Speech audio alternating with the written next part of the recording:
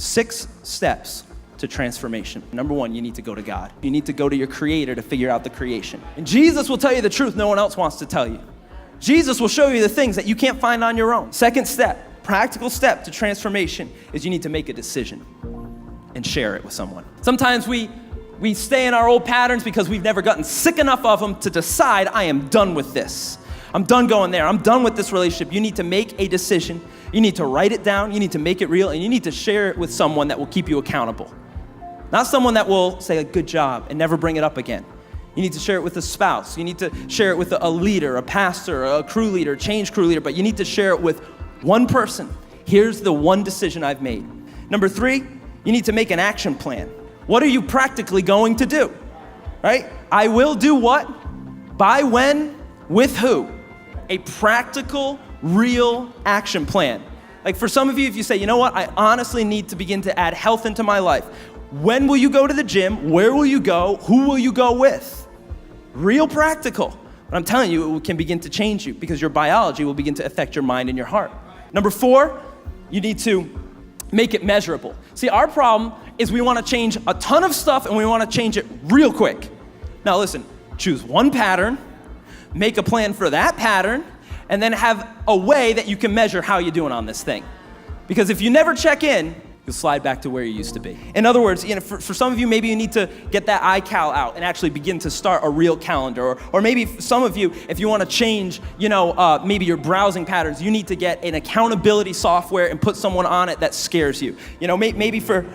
Maybe for some of you, you need to have a conversation every week with someone, set a time and a place, and don't say, it's no big deal. No, I have to change, and I need to make it measurable. How am I doing? And then let me give you a little tip. Along the way, celebrate the little things. If you make it a week, celebrate that week. If you make it a month, celebrate that month. You make it a couple months, 3, 6, 9, celebrate that. Celebrate along the way. And here's another thing. And when you screw up, know that it's not final and it's not fatal, because it's a process.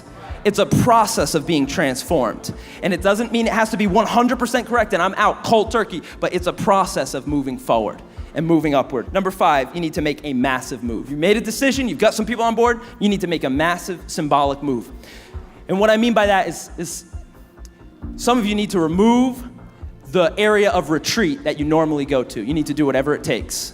Some of you need to make a symbolic move. Listen, I know a lot of men that were so sick of pornography, they brought their computer outside and they beat it on the ground with a baseball bat.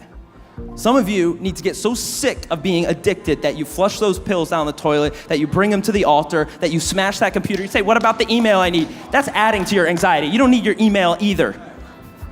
Some of you need to make a very real move. You need to delete some contacts. You need to delete some apps. You need to stop some relationships. Come on, there's some very real things that you can do. Make a massive move. Listen, some of you can't drive by that liquor store without turning in. You might need to go home a different way. You say, well, it'll take me 5 minutes longer. Well, 5 minutes is worth it. It's worth it for you to be set free. And lastly, you need to keep at it.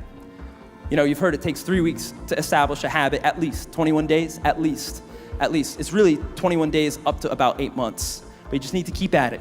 Keep at it. If you make a mistake, don't let that be it forever. Come back, get back in church, get back to the altar, keep at it. Keep at it, because God is with you. He walked with the Israelites for 40 years. He's not going to give up on you in 40 days. Come on, he's with you. He's with you. Amen?